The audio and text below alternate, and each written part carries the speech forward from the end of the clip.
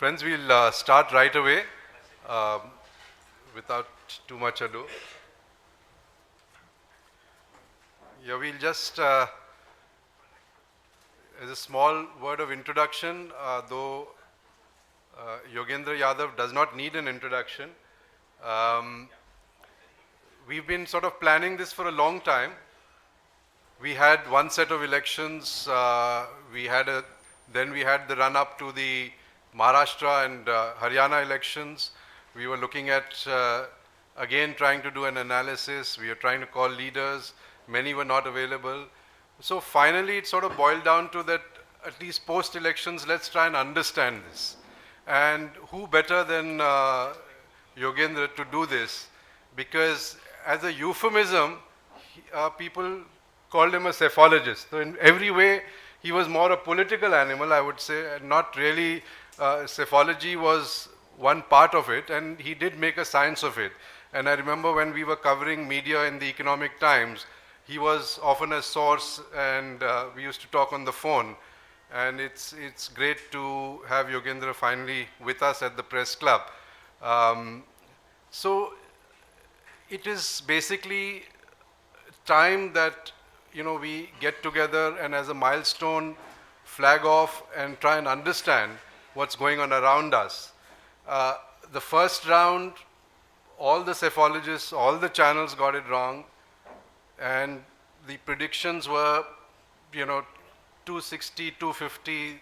BJP locally also, internally also predicted a Lok Sabha number or tally of about 250, 260. And they were also sort of shocked, pleasantly shocked beyond their own estimates and their wildest dreams when the results finally came. And that's been the march of Narendra Modi, which we are trying to understand. Until today, articles, many of us are still writing, trying to emasculate all that and try and understand what really happened. And then there was a small set of by-elections, which again we commented, journalists commented, and said, look, the Modi wave seems to be fading. And a lot of the by-elections in UP and all didn't click, despite all the talk of love jihad, whipping up communal passions. All that didn't seem to click, and many of the BJP candidates lost. So there was, in the secular camp, there was a little bit of hope, and this sort of green flag went up. And then came Haryana and Maharashtra. And again, I mean, all the sort of naysayers and the negative sort of analysis was, or negative, or rather the analysis which was pitted against the BJP was again proved wrong. And here again, they've done fantastically well. So what has been happening? And now again, we have two more elections, two rounds, and both Jharkhand, Jammu and Kashmir, and Delhi very soon also possibly. So is this march going to go on, and will it be a sort of 3 or 5 year cycle before this fades off? These are some of the questions which are bothering us. And I think just the man to answer these questions and to analyze, of course, he is going to give you a medium-term view of the political situation today. And I'm very happy to have both Girish Kuber, the editor of Lok Sabha, as well as Siddharth Bhatia, a well-known columnist and a very, very senior journalist who's been commenting on political events for a very long time, to have a short exchange for maybe 10-15 minutes after he finishes the address. And then, of course, we all, as a small group, we participate and we ask our questions and have a good evening trying to understand what's going on. So thanks so much, Yogendra, again for coming and being with us. And can I invite you, either you can speak from there or wherever you prefer.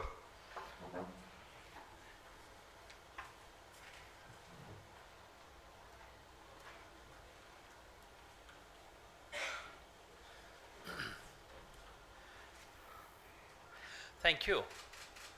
Delighted and honored to be here. And my apologies that I could not come on the earlier occasions when I was requested to.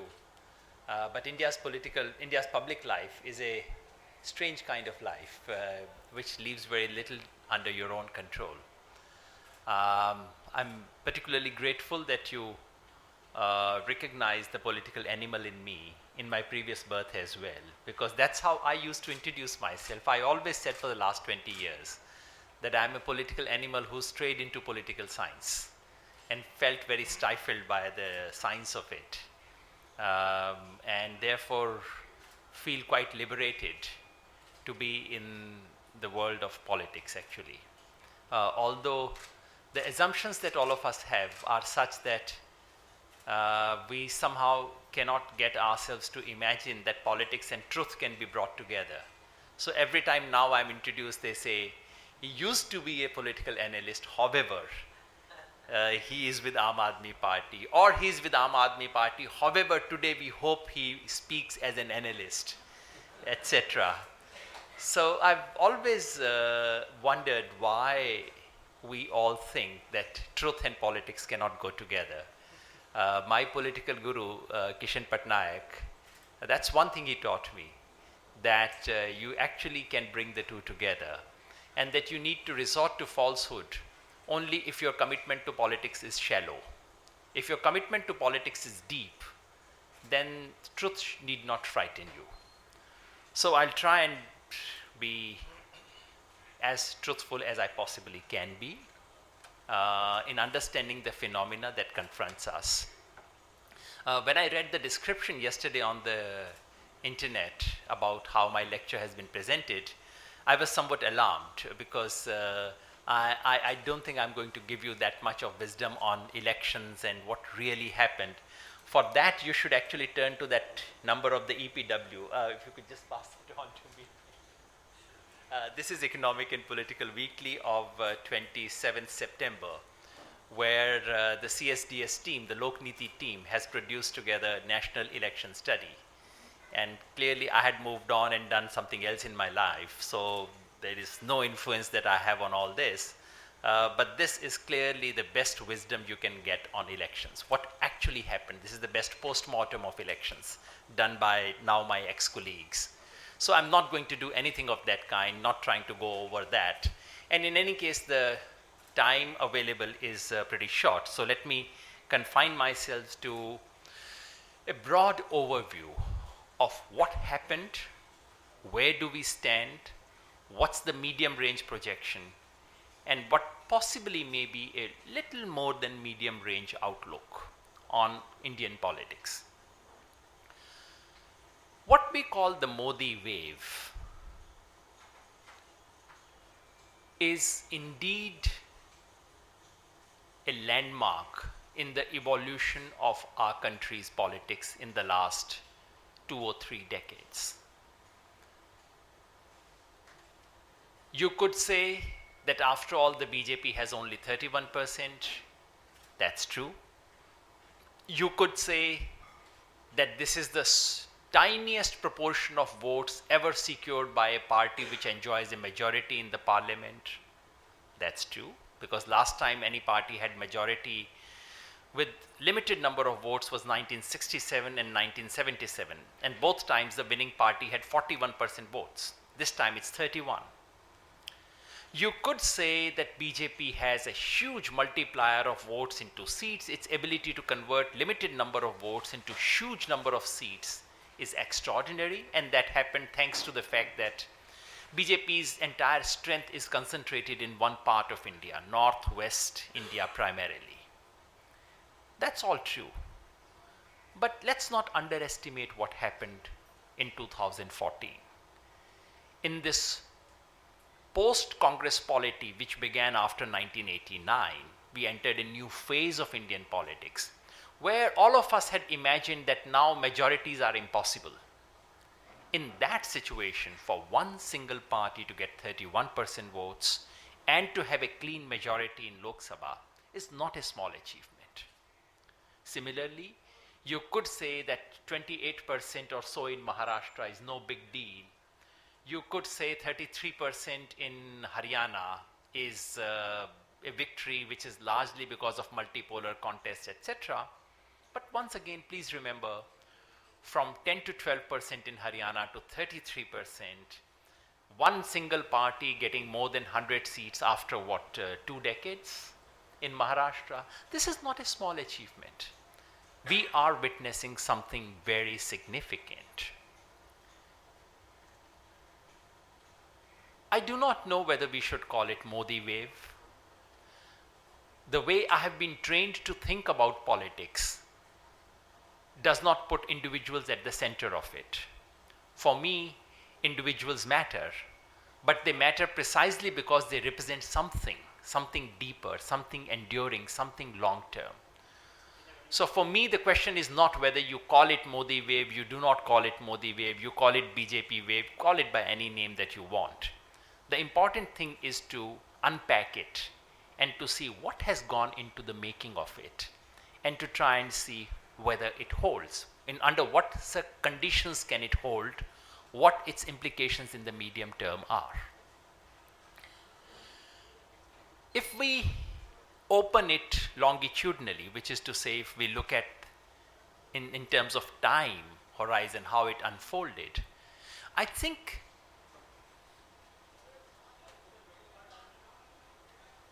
when Congress won rather unexpectedly in 2004, there was a very belated onset of honeymoon period.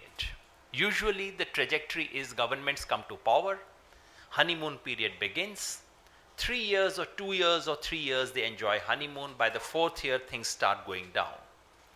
In the case of UPA 1, the honeymoon began rather late because it was not expected. The victory surprised congresspersons more than anyone else.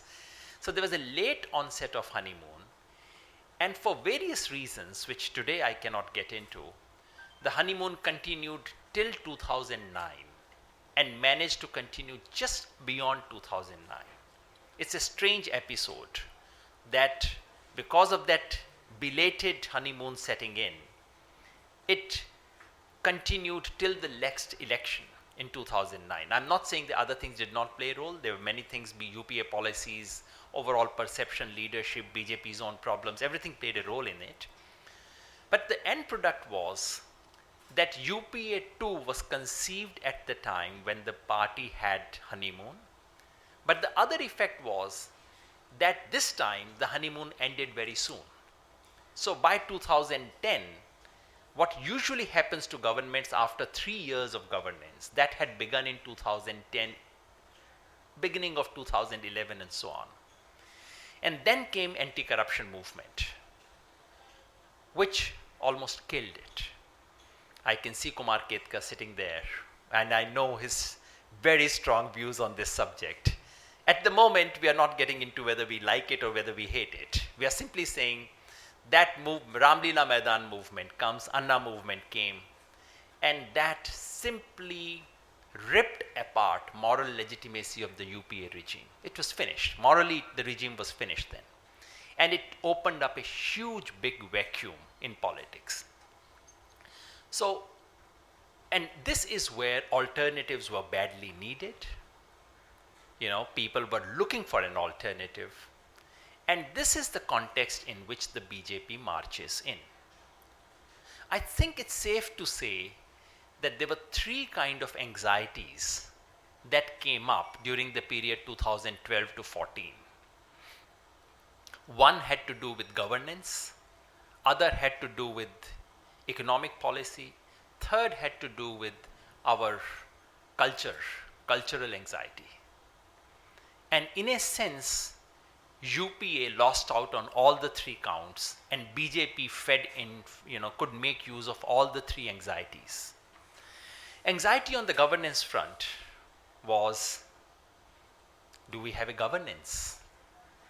Whenever Manmohan Singh spoke from the Red Fort, and he did it 10 times, you wondered how on earth in modern democracies of 24/7 media, how can someone like him survive?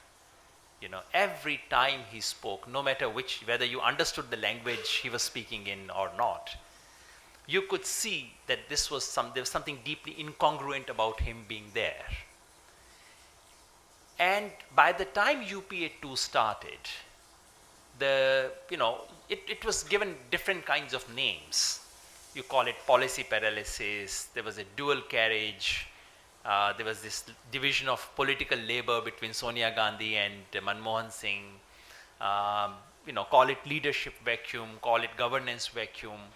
But clearly, the anxiety was, does this government work at all? Translated positively, it turned into a need for, demand for, a yearning for strong leadership. This was a yearning. I mean, we may admit it, we may not admit it. I hate to admit it.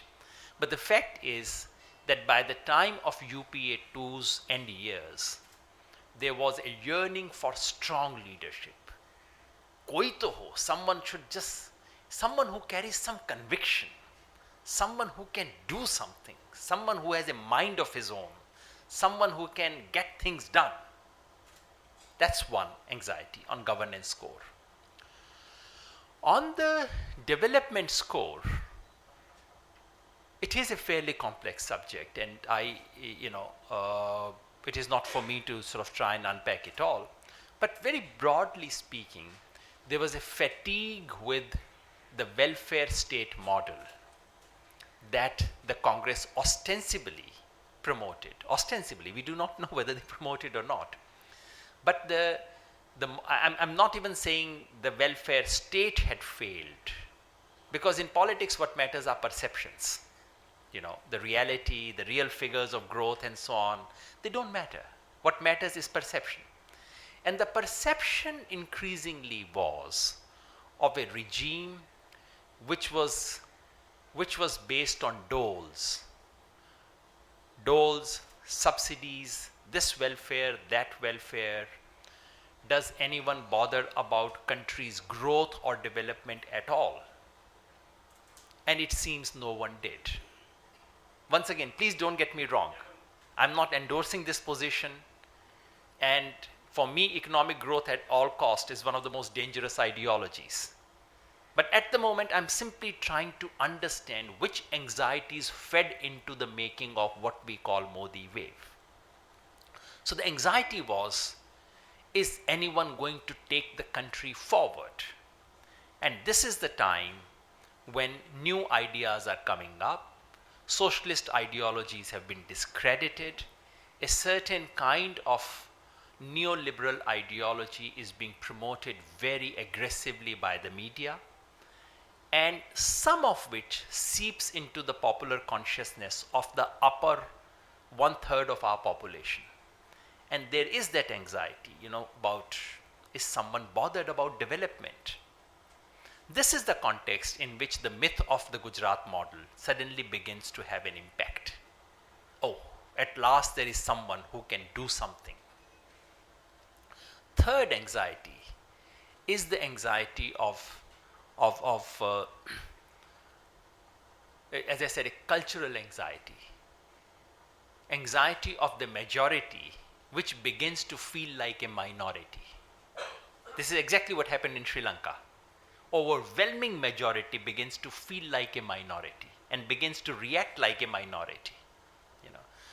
So the anxiety is, are we being made to feel embarrassed about being who we are in our own country? Are we being pushed out by a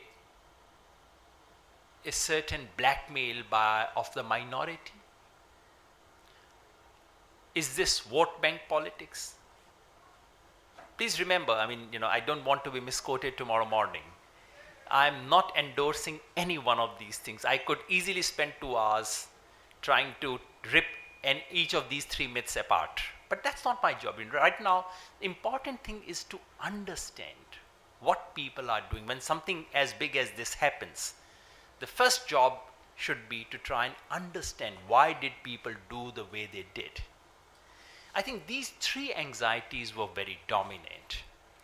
And what we call the Modi syndrome, what we call the Modi effect, the Modi wave, was actually a way of addressing each of these 3.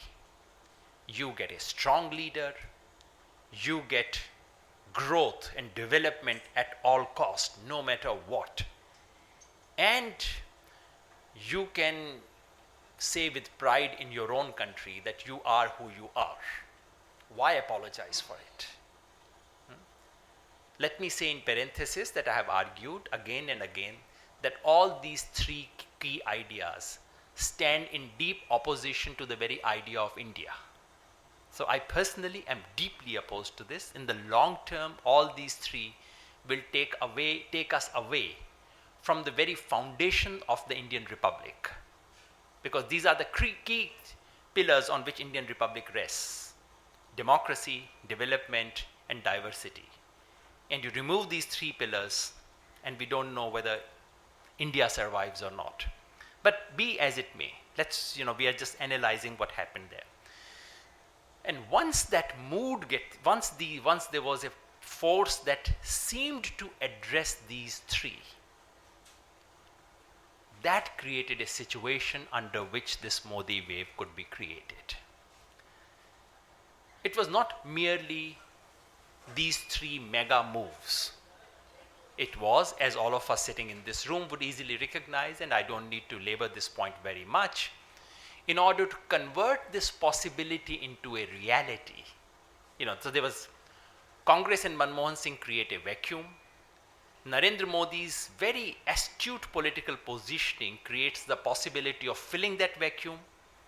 And then comes the election machine created by Amit Shah.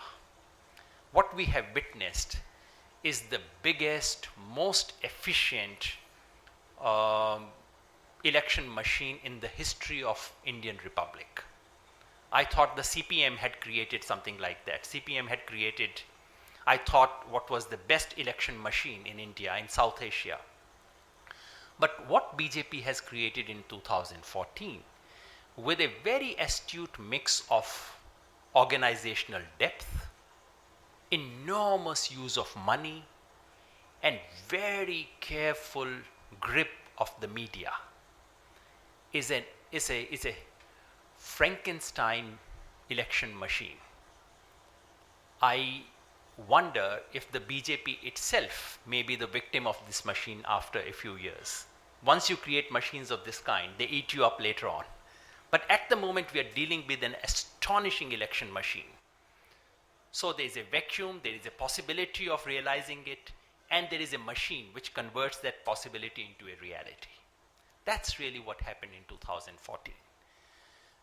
As Gurbiji said, there were these by-elections, and all of us professional Modi haters were waiting for him breath. We all got a bit of breath.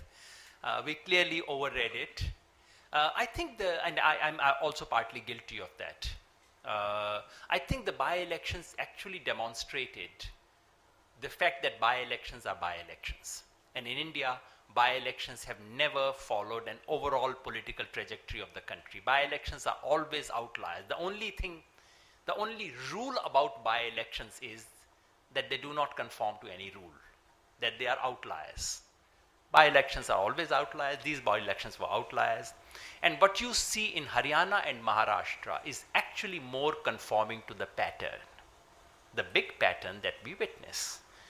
So what you have in the very short term is the ruling regime, the NDA, gaining more ground, gaining more strength.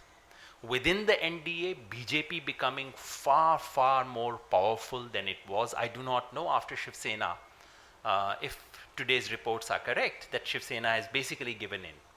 I do not know if any BJP ally now would have the courage to take on the BJP, either in the government or in politics or in elections. So BJP gains an upper hand within the NDA, and within BJP, Modi and Amit Shah gain a decisive say. There's no gainsay. I mean, let's not beat about the bush and deny these elementary facts. This is the short-term political reality. What about the middle term? What about the medium run? Medium run would be next 3 to 5 years. Are we going to witness BJP as a real national party? And will we therefore see a move towards a bi-party system in the country with BJP and Congress as truly two national parties. Because so far in the last 20 years, while BJP has been around, its pool was much smaller than Congress. Will BJP have a genuine national reach for the first time and confront the Congress? My own hunch is that we will not witness the rise of a two-party system in the country. Not because BJP will not grow, but because Congress will shrink. So we can again have a one-party dominant kind of a play. It appears that in the medium run, BJP is well on its way to becoming the kind of national party Congress has been for the last 20 years. Not the Congress of the 60s and 70s, but definitely Congress of the 90s and BJP is its performance in Tamil Nadu, West Bengal, Assam is very important. Don't go by the number of seats. Look at the vote share. It's very significant. Congress, I really am not sure. I know I'm putting my neck out, and after 3 years I would look like a fool. I'm really not sure if Congress can survive the next 5 years. In the manner in which, can survive doesn't mean it'll finish. In India, nothing finishes. Even the Stalinist parties have not. Even Trotskyites have not. So the Congress will not in that sense. But Congress, in the sense, Congress as a nationwide political force faces a serious crisis. This is not just an electoral defeat for Congress. Electoral defeats every party can take and recover. I think the one lesson of the last 20 years is that in no state has Congress rebounded after falling below the 20% threshold or so. I mean, it's a broad threshold. In Haryana, Congress is a few points above it. In Maharashtra, a couple of points below that. But it's a very critical threshold. Wherever Congress sinks below it, it has never sprung back. Tamil Nadu, West Bengal, Bihar, Uttar Pradesh, very soon Telangana, Andhra could join that list. And if Maharashtra and Haryana join that list, what kind of a Congress are we looking at? Where is Congress?